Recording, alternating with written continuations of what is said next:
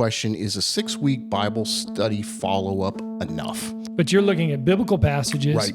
Then you're looking at the early church, how they did it, what we can learn from them. Right. And then you're bringing application. It was militaristic. I'm now in the army of Christ. I'm a Christian soldier, and what the commander-in-chief says, I go and do. And right. It's wonderful, and it's all we need.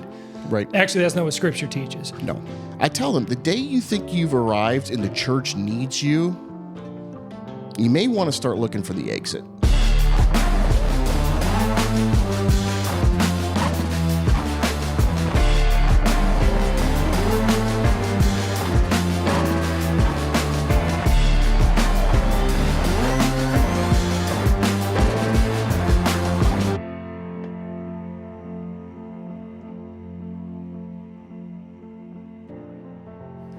Hey, Andrew, welcome to the Shepherd's Study.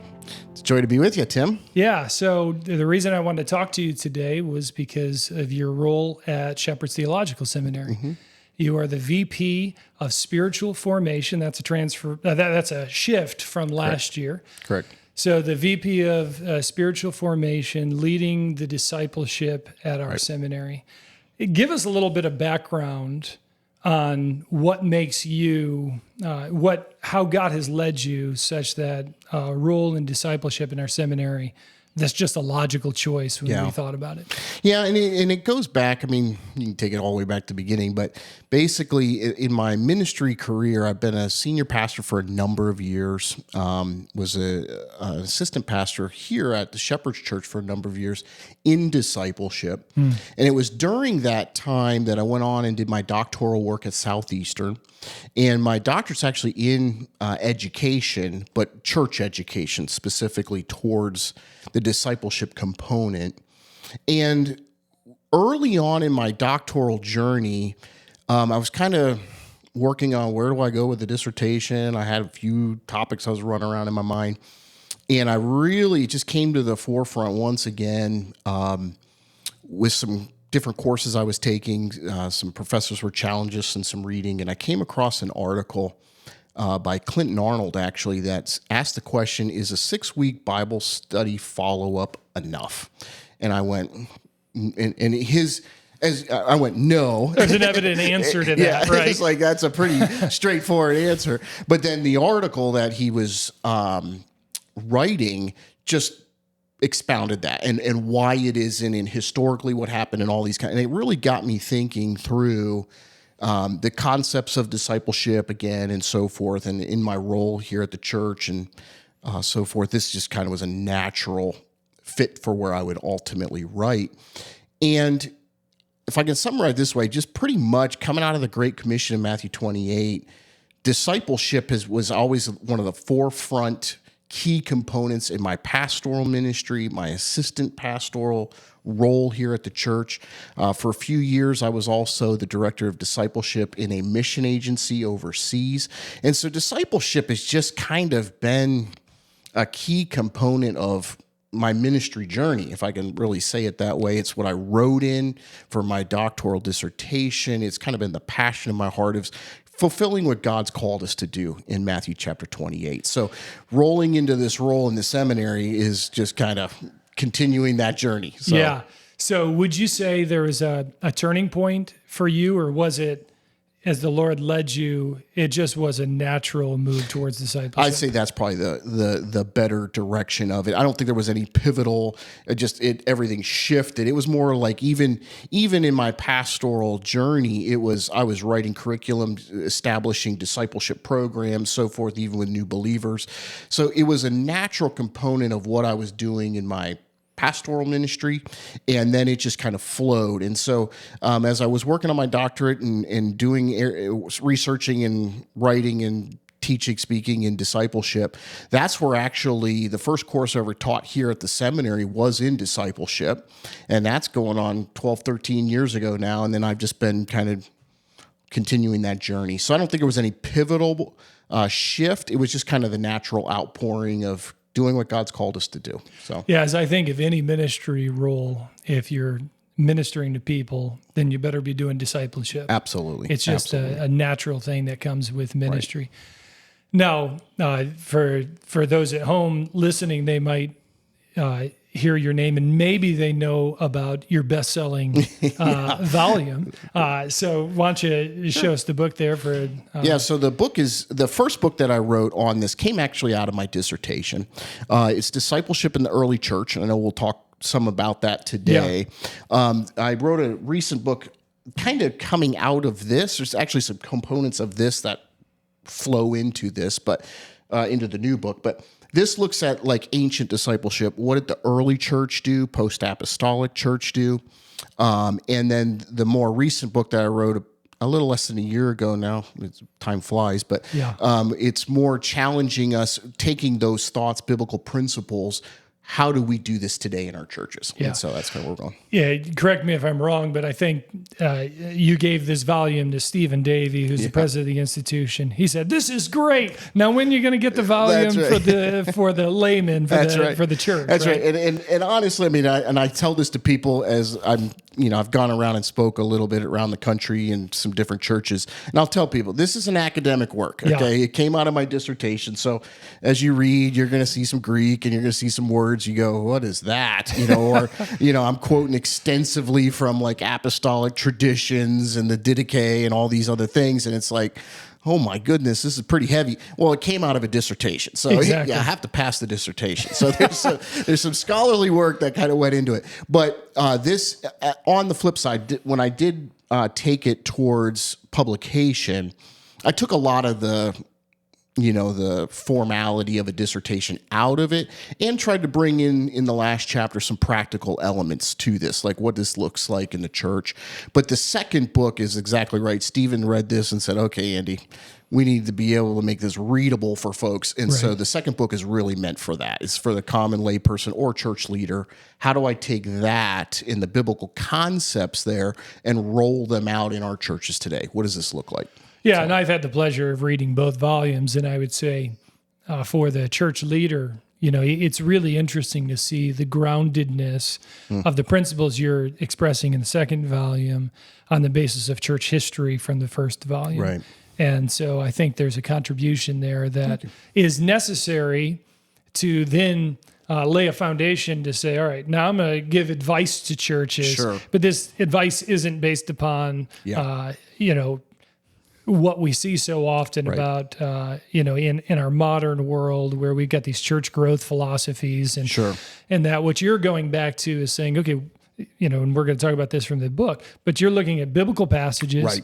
Then you're looking at the early church, how they did it, what we can learn from them. Right. And then you're bringing application. And so I wouldn't say that this book actually isn't applicatory. It really is. But you put that on steroids with the second book. So, speaking from my own perspective, I think a church leader who wants to pursue this would be a good volume to pick up. The other volume would be great to pick up, and that'd be a great volume to use with a study with other people. So, correct. Yep. So that's great. So you named your book "Discipleship in the Early Church," which clearly means that you think that focus is good. What biblical passages do you start with when you teach your discipleship class? What are you mentioned earlier Matthew 28? I'm sure that's a component of it. But what are some of those major passages that make you think, and rightly so, that discipleship is a central component of the church? That's a very good question. And there's a lot. I mean, it's interesting. When I teach discipleship here at the seminary, I say, there's literally hundreds of passages that use the term mathetes or disciple and these concepts that are there. And that's just in the New Testament. There's Old Testament principles we pull out of, God with the nation, and even mentorship components, Elijah, Elisha, Moses to Joshua, some of those, ideas. So there's literally hundreds of places, and so to limit it down to a couple, but to me, I think in the first book I highlighted 8, and then in the discipleship today I highlighted 6, and they're kind of overlapping, and I think there's a couple of real key passages that speak to the heart of what discipleship should look like, what it is, what we're commanded to do, kind of those big passages. I always start with Matthew 28, 19, and 20. It's the command. The command is, and I teach this, it's often misunderstood as the command is to go. That's actually not true. Right. The command is make disciples. The word go is not in, cast aside word. It's actually a strong participle that can take the sense the way it's when you get into syntax and so forth. It can actually take the force of a verb. Sure. But the point is the verb, the command is actually make disciples. So the assumption, that's the participle, the assumption is you're telling, you're evangelizing, you're sharing your faith, but it doesn't just stop there. That starts the journey. The command is a lifelong process. It's a process of growing like Jesus Christ. And the way you do that is, and he gives us two more participles, by baptizing and by teaching.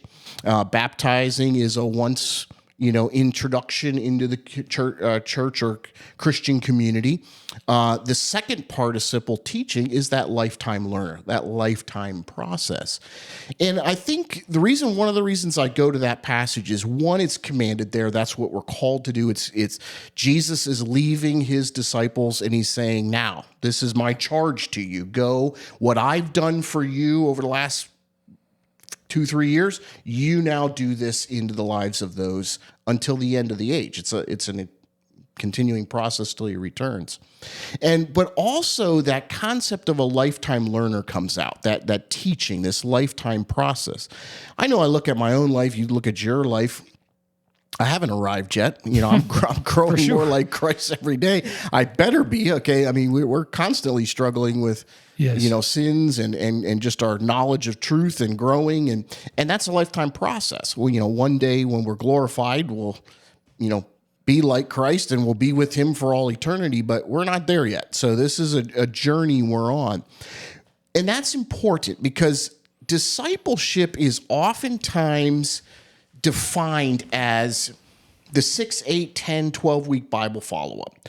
Or you'll see a swing of a pendulum. Sometimes, and right now the pendulum has been swung to mentorship, coaching. Those are the terms you see in a lot of the writing today, which is great. But those are components of discipleship. Discipleship is the big umbrella picture of us growing like Jesus Christ, and that comes in multiple ways. So I think even in that passage, and the reason I loved going to Matthew 28 is this idea of a lifetime learner. You're constantly growing. Well, that can be done, and I highlight this a lot in my newest book, but that can be done from the pulpit. That's done in Sunday school, or at the Shepherd's Church, we have adult Bible fellowships. That can be done at conferences. That can definitely be done in small groups, and it should be done in mentorship. And my challenge to the church is we should actually be using all of those areas, as many of those components that we can utilize depending on the church and staff and everything. But as much of that as we can use, that's the process of discipleship, of growing like Jesus Christ as I'm exposed to the word and I'm letting it change me. And so that component comes out in Matthew 28 as well, okay, once you start studying what this idea of a lifetime learner looks like, okay? So Matthew 28's a major passage we always start with. I always go to Luke 6:40 as well, and it's much. And the reason that passage is a little less familiar than Matthew 28, but Luke 6:40 talks about the goal of discipleship. It says, "When you're fully trained, you'll be like the master." Okay, yes. When you're fully discipled, you'll start resembling the master, which gives us kind of our goal in mind, like what we're striving for. I'm not trying to disciple people to be Andy Burggraff or to look like Andy Burggraff. Right. You can say, praise the Lord for that. But the point is I want to push people past me to look like the Savior. Does that make sense? And so the goal is to look like, capital M, the master. Okay. And so that's our goal that we're striving for. It's to mimic him, to look like him. And so I will oftentimes go into that passage as well. And I have in my books. Yeah. And Ephesians, I imagine you back this up with coming to the full stature of Absolutely, Christ. absolutely, and even and then I'll oftentimes pull in then in passages like Colossians or even in Ephesians chapter 4 this concept of maturity. This when we get to this fullness of Christ, we're mature. We're established. We're not tossed to and fro. We're not being taken away in the Ephesians 4 passage by different winds of doctrines from false teachers. Because when a disciple is trained and established and is growing up and looking like Christ, I can read a book and go, that's not right. Right. Or I can, because I know scripture and I can compare that to what does the Bible tell me? And I've gotten to that place of maturity. Okay. Yeah. And so that's another key passage. Yeah, and what I love about that Ephesians passage, it talks about the maturity, but there are two elements of that maturity that are necessary, and this goes to an earlier point you were making, which is that the maturity comes as a result of many different facets. Yeah. So in that passage, it's saying, first of all, that God has given to the church gifted people. Gifted of course, some of people. those gifted people are no longer with us, Right. apostles and prophets. Yep. But the teachers And pastors, whether you see that together or separate, Right. we could have that discussion. Right. But nevertheless, those are still here among us. Sure. Which indicates that if you are going to be a disciple of Jesus, you can't do it alone. No, you're not a lone ranger. Yeah. This is, God didn't, and it's interesting biblically, and you can go back into the book of Acts, you can see this in Acts chapter 4 and so forth. Everything in the goal of the church age or the goal of the church is community. Okay. You're not just out there lone ranger in it by yourself. It's team. It's that concept. And so there's the constant throughout scripture, the one another ideas. Right. And so this concept of we're doing this in a family, it's relational, all these different terms we see in scripture speaks to your point is this isn't just done in isolation. This is done with people. And what's interesting too about that passage, because it's not just people, it's also pastors. And the reason I think that's an important point, I've heard individuals say something like, well, we're not in a church, but we're in this Right. home meeting, we're in this home group, and we just meet together, and it's a bunch of Christians, and it's Right. wonderful, and it's all we need. Right. Actually, that's not what Scripture teaches. No. It teaches that, in fact, God has gifted pastors and teachers Right. who will then equip the saints to do the work of ministry. Right. So yes, the saints are doing the work of ministry, but you have to have the pastors and teachers. Yep. You have come to have that alongside. equipping element. Absolutely. Yeah. And so I often think about that. If you're not in a church where there's pastors, Right. and if you're not in a church where the entirety of the body is reaching into the lives of the entire other body, Right. and churches can attempt this, but you can circumvent it your own personal self, right? By saying, I'll come on Sunday mornings, but I'm not going to do anything else Right. in this church. And, you're circumventing some of the ways in which discipleship would happen in your life. Let me ask you this question. When do you know that you turn from discipled person to discipler? That is a great question. Honestly, Tim, I'm not sure anybody has specifically directly asked me that question in all these years of teaching on this. I get it kind of vaguely brought up, but Yeah. the answer is, I'll give you two parts to my answer. One is that process is really, well, first of all, in my mind, there's not a delineated, here's the line in the sand. Here's the reason Well, I say that. especially there's never a point where I say, okay, I've I've made arrived. it to the place where I no longer need to be discipled, right? Right. And if you get to the point where you're like, I've arrived, well, now we're dealing with pride, and now we got to deal with You're some back at more. stage one. We're back to ground zero here. So, but the point is if you take that concept of a lifetime learner, you're always, and I say this in the classes, not just in discipleship, a lot of the courses I teach, even as a pastor, and we're training pastors, I tell them the day you think you've arrived and the church needs you, you may want to start looking for the exit, because that's not God's. We're always dependent on Him. We must keep a very realistic picture of who we are in the light of who God is and what He's called us to do.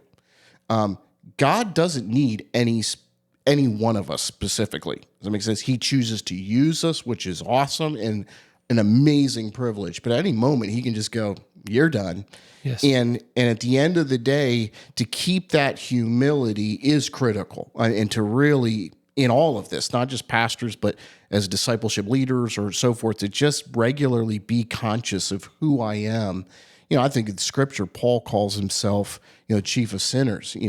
Others, I'm a worm. There's this concept of an acute reality of who they are in the light of who God is and what He's called us to do. Yeah. And what I love about Paul in reference to that is he's realistic. He says, I'm the chief of sinners.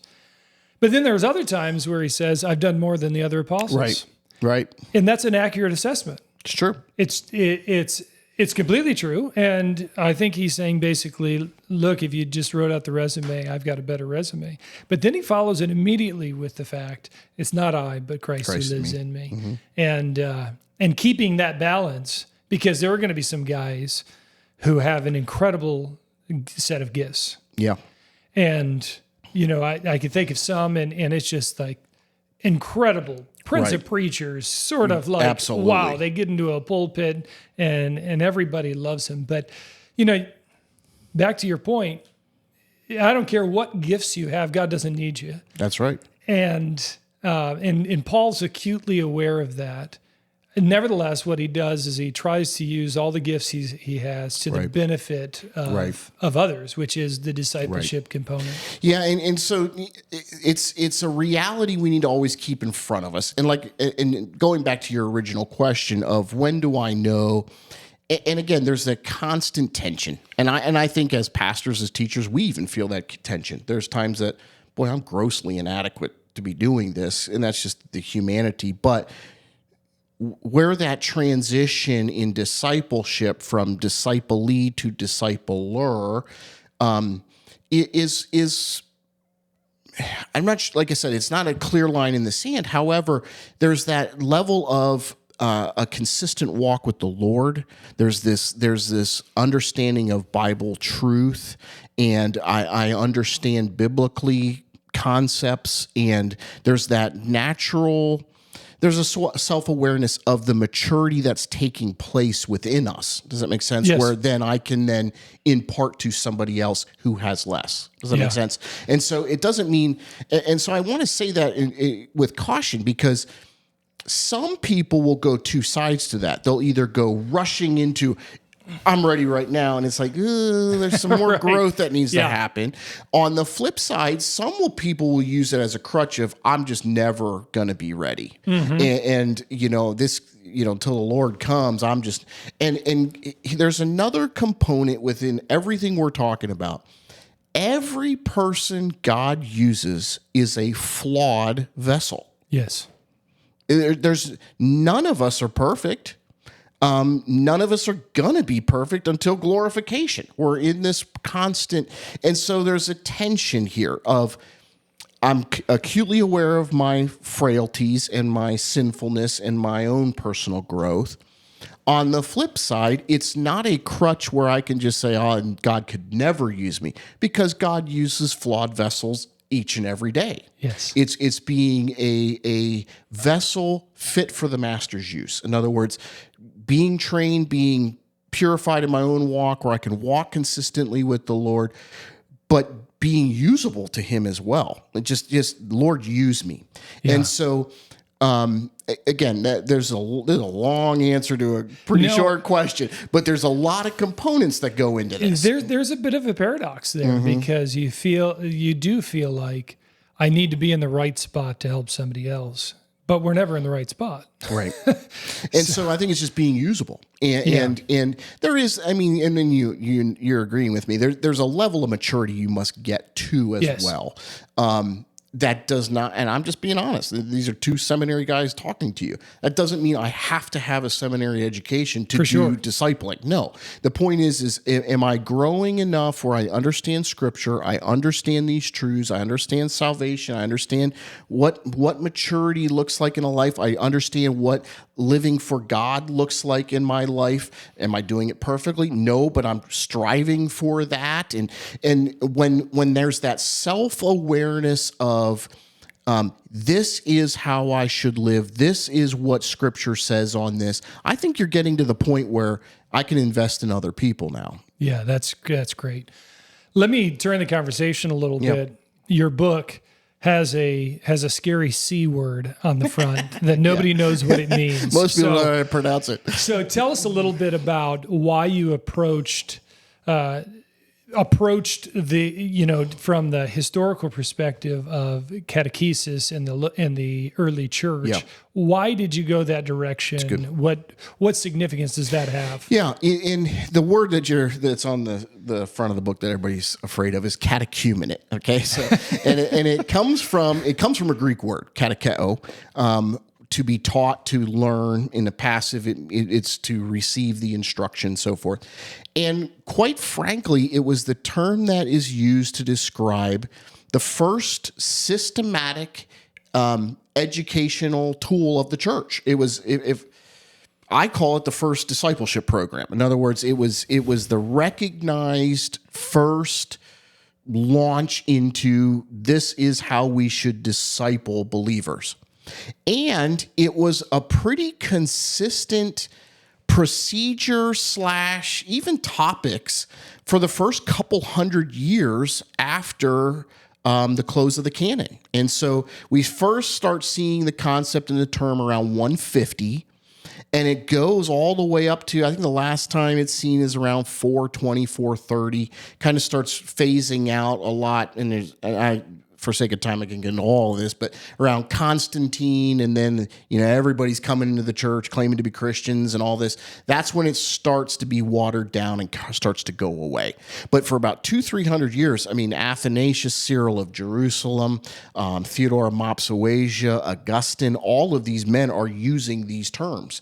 And it's describing their program of how they trained new believers, to the point where we have surviving to this day a letter from Augustine to another young pastor. And the guy's going, I'm going to drop this. This just takes too much time. It's too involved. And Augustine actually wrote him a letter. And in there he said, this is the most important thing I do in ministry. Which is like, what? That's pretty amazing to have survived all through these centuries, that to them, this was a big deal. And so what happened, and where this went to, getting to your question, there were discipleship components that came out of what we see in Scripture that the early church practiced, put as standard, that quite frankly, I think we've walked far away from today. Now, the question I'm always asked is, would you just pick this up and put this in practice tomorrow in your church? No, not a one for one. Does that make sense? There's a lot of unique things. And again, everything is done in context. Okay. Yeah. This was established at that time in the Roman Empire and with those specific dogmatic things going on. And our culture is not exactly the same. Plus, as we're speaking, there's going to be a lot of people that hear this in America. There's going to be people that are hearing this in India, in China, in Africa, and their contexts are different too. So the idea of ramming one specific pattern into everybody's context doesn't always work one for one. Does that make sense? So sure does. All that to say, there's things there though that they did in the early church that were what I think we need to get back to some of those practices. Am I going to do it one for one? No. But should we do some of them? Absolutely, yes. So tell me about what did that look like? Okay. If Augustine said, all right, here's a new person coming to the church, what would that look like for that person to walk through the discipleship program? Yep. So there's actually a couple chapters on all of that. So I'm going to try to just really snippet this down into a couple minutes response, but it's a lot there.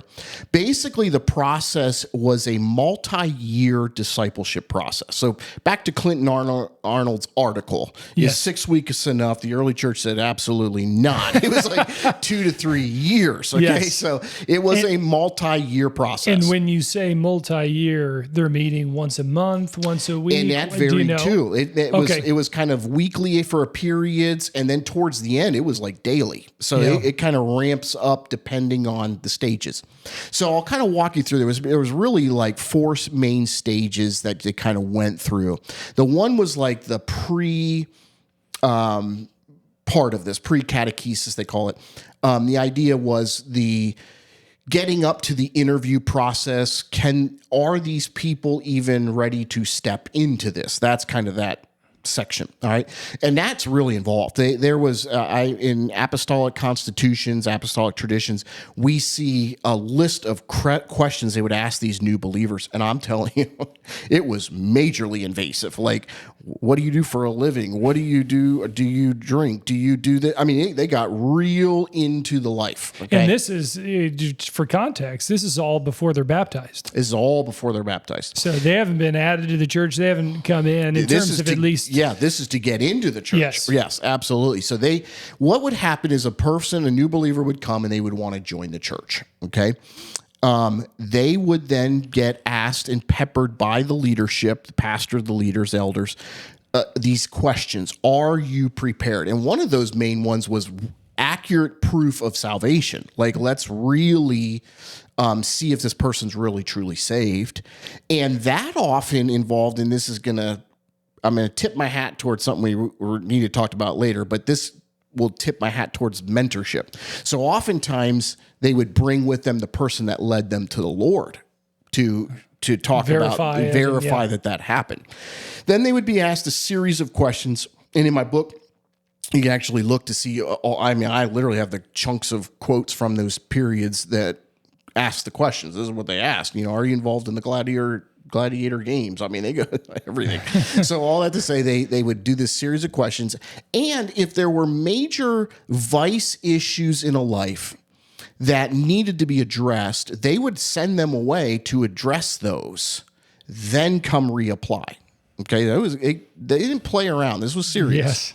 Yes. To that end, if the person then passed, okay, so life shows that I'm truly saved. I'm not perfect, but I'm growing, and there's the sensitivity. They would then move to the next stage. Now, let me pause here and ask a question. For these people who are attempting to come into the church, are they allowed to come to the worship services during this period? This is a wonderful question, because this was where I was going to go next. Okay. So, I'm glad you and I are on the same page. So the point is they did their services a little different than we do today. Okay. If your church is similar to our church, there's going to be singing, there's worship at the beginning, whether that's a piano or, piped in music, or like our church, you have a full orchestra, choir, the whole works, which is wonderful. You have this worship time, then the pastor comes up and preaches. Maybe there's a song or two at the end, you go home. That's pretty much, I've been to a lot of churches in America. That's pretty standard, okay, of what our typical worship service looks like. In the ancient time, it was actually very different. They would actually do the teaching first and then move into the second part of their service, when there would be singing and so forth in the preaching. But the second part of their service was where they would do communion and they would deal with family issues. In other words, church issues and so forth. So people were in those that were allowed into the catechumenate and so forth, they could go to that first part of the worship service. They could hear the teaching, do the singing, so forth, but then they would not be able to go into that second half where church business was dealt with, the communion meal, so forth, because that was family business, if I could say it that way, or that was the family. So they could do the first portion of that, and they were welcome to do that. But then they would until after this whole process we're describing happens, then they couldn't move into that last part. So the whole process, or just that initial stage? No, the whole process. The whole process. It was, and they did baptism a little different as well. Baptism, and I'm tipping my hat towards a final stage, but baptism was their graduation ceremony. Yeah. So in that culture, and I'm talking very first couple centuries. That culture, baptism was waited upon for a couple of years, actually, till they went through this. And the graduation ceremony of this was baptism and entrance into the church. Now, immediately in my dissertation defense, I was asked, would you do that too? Of course. The answer is no. Okay. I wouldn't wait 2, 3, 4 years. And I know there's a lot of different views on all this. I do believe a believer should be baptized earlier than that. On the flip side, I don't casually say, you get saved and the very next day you're baptized. Yeah. For a person who's not exposed to the church. I've been in a congregation where people walked forward to get saved and then literally walked back to get baptized that very moment. Right. And of course the argument is, look at the Ethiopian eunuch is, absolutely. So there it is.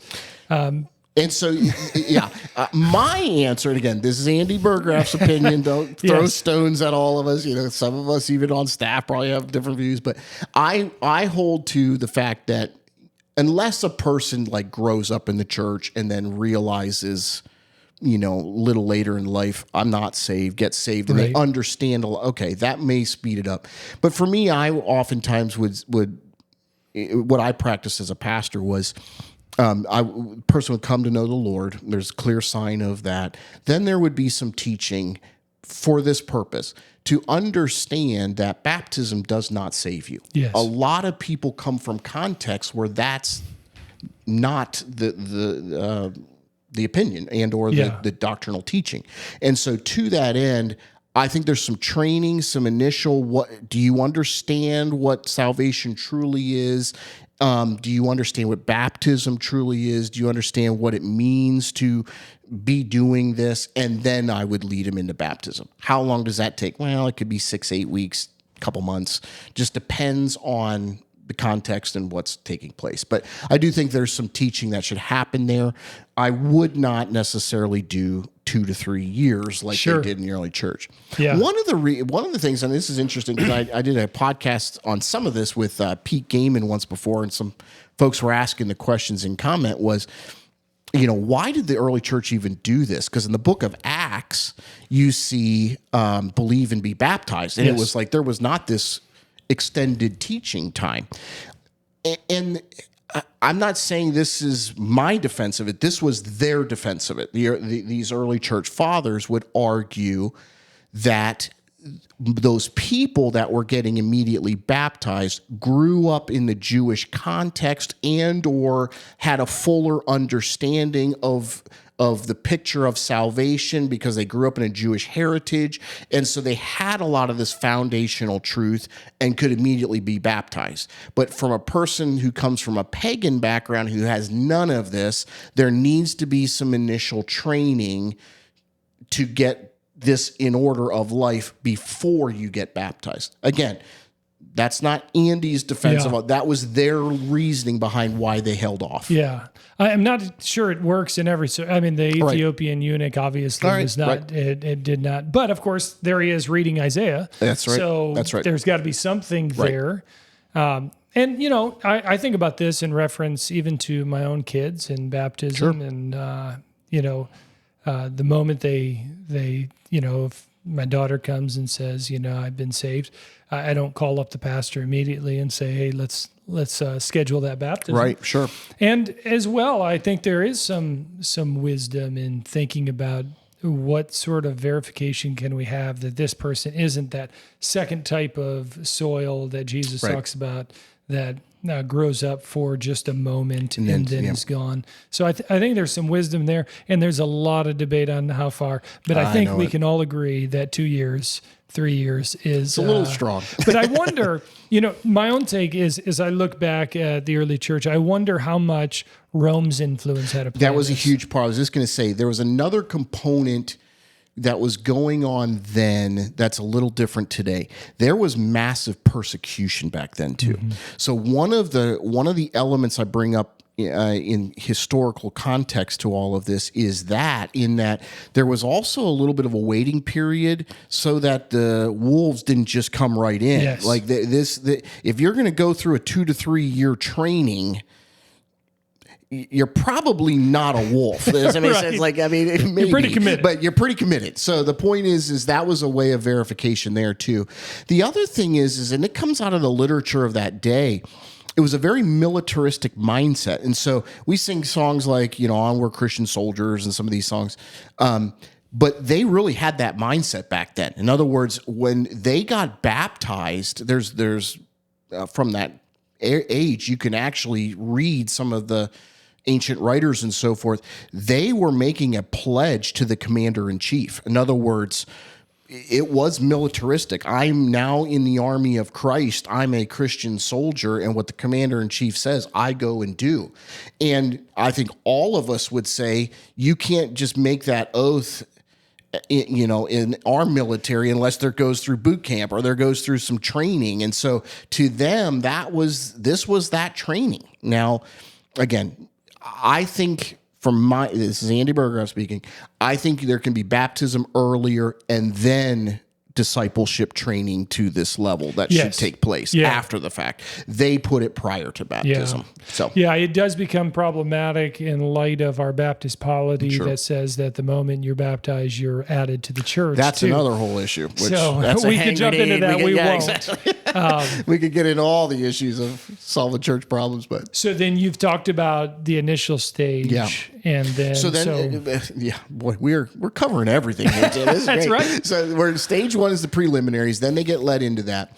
They would be part of that first part of the worship service, and that's where they would do this training. You would be exposed to the teaching in the church, but then they would also have private training, and that went for a couple of years. And there would be, and if I could say it this way, it's almost like, rewind the tape a couple decades. A lot of churches did like Bible Institute.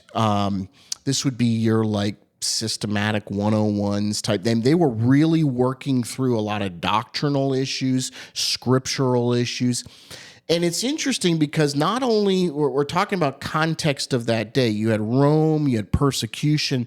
If you look historically in church history, many of the massive doctrinal debates that we look back in church history and in church doctrine, whether that's the person of Christ, infallibility and inerrancy of Scripture, whether that's the personhood of man, Gnosticism, are you, the whole debate of, the body versus the soul or soul spirit, all of that's taking place during this time. Yes. And you got to remember, they're establishing church doctrine. This is all new. We're carrying out in orthodoxy, this is what we believe. And so to that end, there was a lot of training and teaching in these theological issues. And so probably the most extensive that survives to this day, and there's a lot of the early church fathers you can read on these issues. Cyril of Jerusalem, in the anti-Nicene fathers, and I know that's what we all go and rush to read, but if you have the Nicene devotional, really, exactly, devotional reading for all of us. You have the Nicene fathers and the anti-Nicene fathers, and that doesn't mean they were against them. It means after. Okay? It means so after, the point is the anti-Nicene father collection. There's one on Cyril of Jerusalem, and interestingly, the reason I bring this up is it literally gives to us his catechetical lectures. Like, nice. This is what he taught the people. It's pretty remarkable. It made your dissertation possible. Exactly. It made it, it gave me the source material. That's exactly right. So, but the point is Cyril gives to us, and you can see he's just walking right through doctrinal issues today of what the person of Christ, of this and the God, the Father, the Holy Spirit, and all these. And so there was this multi-year training in Scripture. And I'll say this as well, it's not just theology. When you read some of those teachings by Cyril, they are just peppered with Scripture. Like, it's just filled with biblical passages. So the point is it was biblical teaching, theological teaching, and that would go for a couple years. Once they started to come to the end of that, there was another component, and I'm speaking to what they were taught. There was another component where they had to serve, and that's where there's two kind of fields going side by side. There was the mental component, or the logical Knowledge, component. Yep. And then there was the practice of this. And so that's where the mentor comes in. They would have a mentor that was guiding them and teaching them how to serve, how to be involved in all these components. And once they came to the end of stage 2, this is bizarre. They actually had to go back before the elders, and that mentor showed up as well and had to attest that this person showed significant maturity and service to the body. Yeah. So this, we talk about, people often say or ask me the question, was this process much more, theoretical, or was mentorship a component? I'm going, it was absolutely both, because in our church today, we know each other well enough to say, hey, how are you? I'm good. Pray for me. We're going through it. And that's about the level. These people had to stand, like, say I'm mentoring, this is going to be very weird, but say I'm mentoring you, right? Okay, and I've got to attest to Stephen Davey, our pastor, this is the growth I've seen in Tim Miller. Yeah. And I've actually witnessed this and give accounts of your growth. Yeah. That's legit. I mean, that's serious mentorship. Yeah. And so that brought to the end of this second stage. Then they would move into a third stage, which got real intense. And that was your daily. And that could, so this wasn't that intense, wasn't but it. it hasn't gotten intense yet. We're not scratching the surface yet, people. No, it was intense, but it gets ratcheted up another one. That last stage, which would bring up to baptism, that could last for, sometimes it was a week or two, sometimes it was a month or two, where, depending on the pastor and the location and so forth. But they would meet daily, where they really ramped up theological study, service, all these kind of things. And it's interesting, that would bring them up to that graduation ceremony of baptism. Now, we're Baptistic, so in our churches, you baptize periodically or some weekly. And again, we're not here to get into all that. Mm-hmm. But historically, in the early church, their baptism occurred on Easter Sunday. Wow. And so every year they would baptize on Easter Sunday. So that final week or couple weeks coincided with the Passion Week. And so they would come together and study every single day. And then usually on Friday night, they went in and they would do prayer vigils, and then it got into the mysticism a little bit, and they're casting out demons, and it goes a little off the rails in some spots. But the point is they would actually memorize the Apostles' Creed, and then Easter Sunday morning they would come together and baptize that morning. And they would recite the Apostles' Creed. That was their declaration of, I'm following the commander-in-chief, and then they would be baptized and join the community. And so that was the process. And that's a lengthy, again, wow. There's a lot in the book, but that's the process. I'm just imagining, though, how satisfying it would be to come to the end of that, and how exciting that baptism was, both for the individual who went through the whole process, but also for the church. Yeah. You're bringing in people who are you. Yeah. They've proven it. They're fellow soldiers. They're family. I mean, when you talk about, a familial, the church is a family. This is church. The church is a family. The church is dying together, literally. Yeah. I mean, they're facing the persecution of that age, and they're welcoming it because this was their mindset. They were, and I say all that to say, going back to where all this began with your questions with me, I started to look at that and I went, does that look like what our churches look like today? Right. Yes. So would I do every bit of that today? No. But there are some major lessons to learn there. One, these people were committed. Yes. Seriously. And I think that's a big issue in churches today. Yeah, for sure. I think we've gotten to the stage where an hour, maybe 2 a week, and I'm good. Are you really? Is that really what biblical discipleship looks like? Is that what, and we go back, I didn't even get into all the passages, but Luke 14 on the cost of, that's another passage I go to all the time, the cost of discipleship. Jesus is going, unless you're willing to hate And the idea is, in the Semitic sense of love less comparatively to your love for Christ. If you're not willing to love me above everybody else, you can't be my disciple. If you're not willing to take up your cross and die for me, go through persecution for me, you can't be my disciple. That doesn't necessarily look like the typical American church today. Most people, it's an hour or two and I'm good, versus what we see there and what we see biblically. There's a level of commitment there that's second to none. Yeah.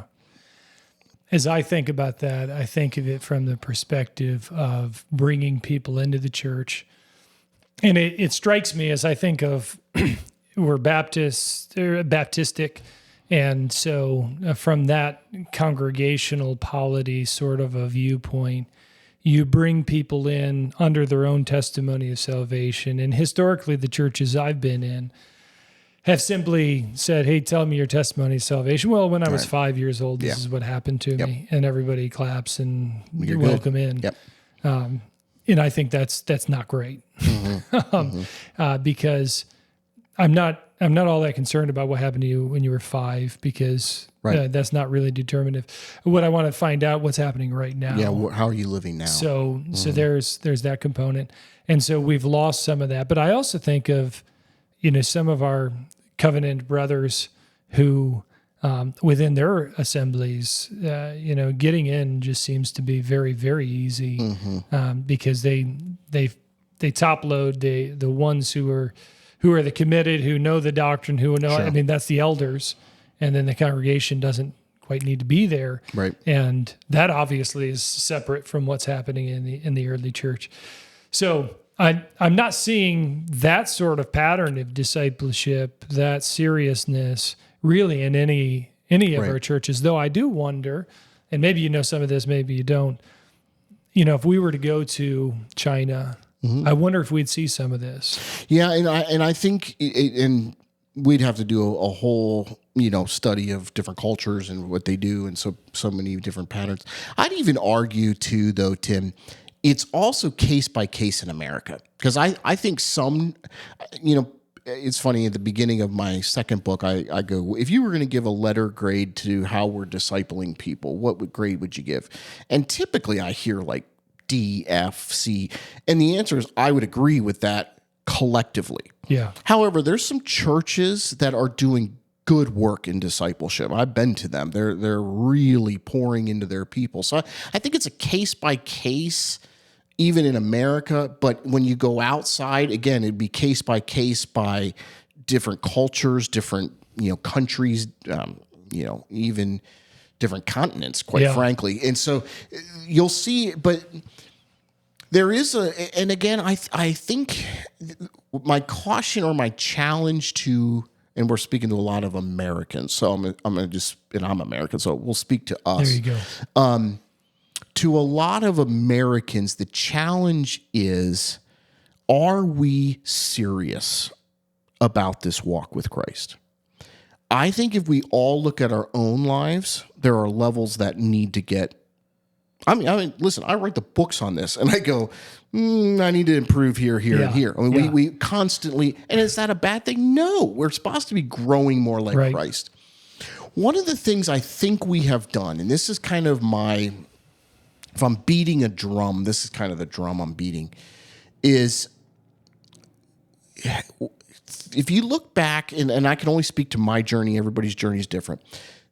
If you go back 30, 40 years, in the churches I grew up in, there were the Sunday morning, Sunday school, Sunday evening, Wednesday night, midweek studies, and there was tons of exposure to God's word and to growth. Yes. Am I saying that all has to happen tomorrow? I'm not. Each church, you do what's right for your ministry. Most churches have abandoned that model that I've seen. Most, again, some meet multiple times, so forth like that. A lot of Christians have abandoned that level of commitment. Now, is there, during that phase of there was a mindset of every single time the church doors are open, I must be there. Yeah. There's also the component of, yes, you have a family. Yes, you have a career. Yes, you have other issues that are important in life. Okay, so can you be there every single moment of every single day? Well, no, because we've got to work. No, because I have to, raise my children. No, but on the flip side to that, have we swung the pendulum so far? Yes. That we're literally, I'm good with going to church once a week. Sometimes, some people don't even do that. But am I good to going to church once a week and then never cracking my Bible Monday through Saturday? Heavens no. I mean, we're just, that's not discipleship. That's not what a disciple, back out. That's not what a disciple of Christ looks like. Yes. Does that make sense? It is a stronger commitment than that. Do people in my neighborhood know I'm the Christian? Do they know there's something different about me? In the workplace, do I stick out kind of like a sore thumb because I am different? I act different. That's the growth that we need to expect to see in lives. And sadly, in a lot of just mainline denominational churches and Christians, I just see a marginalization and or a minimalization of what the criteria is to be a servant of Christ or a disciple of Christ or a Christ follower, whatever term you want to use. But we've minimized it so far down where, exposure once a week and I'm good. I don't think you are. Not in this spiritual battle. And quite frankly, I think that's why we're seeing a lot of the issues that we're seeing in the church today. So I think the big takeaway as I'm listening to you is we may not do things like the early church did. We're not in the same cultural context, geographical, all sorts of manner of differences, temporally, all sorts of things that make us different. But what we can learn from the early church is they took quite seriously the call of Christ to disciple the next generation of people. And we see that seriousness worked out in the lives of some of these people of this generation. Right. And maybe in our circles, I'd put it that way, there was maybe a point where we overemphasized some things, and maybe we were serious, but perhaps sometimes even serious on the wrong things. Sure. But perhaps we've swung to a point where we need to just rethink how seriously we can do this. I'd love to come back at a later time and talk about some of the ways in which we can specifically apply that. And this year, I'm really excited about what you're going to be doing at the seminary because as in God's providence, you have shifted from more of the recruitment side of things to now the discipleship side of things. Now, I'm excited about what God's going to be doing through you and what already is happening at our seminary, where there's a whole idea of discipleship that we're trying to work into the seminary. We're not pretending to be the local church. Right. Nevertheless, we are a component of Christian brotherhood, sisterhood, whatever you want to call it in reference to who's here. And we want to help people along that journey, and so I'm just thrilled about that. Yeah, and I one of the things that we're launching some new initiatives, and we're excited about those even this upcoming year. One of the things that I think, and I think wrongly, I'll just say it that initially, but there's this perception that when you go off to seminary, you get a ton dumped into here. Yeah, and then you're no good to anybody. There's a lot of people that have that mindset. And I've seen some of those products too. Maybe too. That's probably true. But on the flip side, I think that's been a wrong assessment of seminaries in general. Let me just say that. But on the flip side, there is something to say about a lot of times seminary, and I'm not going to point fingers at seminaries. I'm going to say just seminary in general. A lot of times seminaries do focus here. Yes. Big time. And rightly so, but it's mainly here. What we're doing here at the seminary, at Shepherds Seminary, which I think is wonderful, is we're not just focused here, but we're also focused here. Yeah. Is this, and you're hearing it from even what we've talked about today, is that passion here? Yeah. Because if that commitment to Christ and that passion is here, then this component affects this component. In other words, Sure. how I serve. The head, hands, and heart. The head, hands, and heart. And so they're tied together. And so I have to have the head knowledge. You have to. But you also have to make sure the heart knowledge is there. And in practice, so that, and we do this component as well, so that it can challenge how then I do ministry. How do I preach? How do I run ministries? How do I counsel? How do I invest? And all of that flows into my service of the Lord. And quite frankly, that's discipleship. Yes. Because even what the early church did was they passed it on to each other so that the next generation, and then there was, coming back, there's one final passage I highlight, 2 Timothy 2:2. Okay, so 2 Timothy 2:2 talks about passing along to faithful men who will teach others also. And this component of replicating into the next generation. Because if the Lord tarries, and we all pray he comes tomorrow, I pray he comes right now. This is great. You may not even see this podcast. That'd be fine. But the point is if the Lord tarries 100 years, all of us are going to be gone. And the next generation must carry this forward. And so we must invest into that next generation. And so that's discipleship. That's what they did here was they taught the head. They were seriously serious about the heart. Is this part of virtue? Is it part of the way I live? There was a lot of writing in that time of moral living, vice versus virtue versus vice, and that component, because then it would change the way I serve other people and the impact that I make to the world. And so as a seminary, that's what we're invested in. Yeah. And this next semester, this next year, we're going to be rolling out some new practices, even in discipleship, to make sure that happens. And that's just thrilling. As you think about Shepherds Theological Seminary, one of our core values is discipleship. Yep. And I don't think that's the case in every other seminary. I agree. But we have that as one of our three core things that we have to accomplish. If we're not doing that, we're not doing the vision that the seminary was created to produce. And I'm just thrilled because I think of what's going to be coming in the future. I think of that 2 Timothy passage, creating the next generation of men. That's the thrilling part of being a part of the seminary, isn't it? Absolutely. And, absolutely. Because I'm 40, maybe the Lord gives me 40 more years of ministry, who knows, but I'll be dust again, and my spirit will go to the Lord who made me. And yet, if again, the Lord tarries, could be another 1,000 years of ministry. And what sorts of impacts can we make? I think you're right. This conversation helps us to say we are a seminary that's serious about this.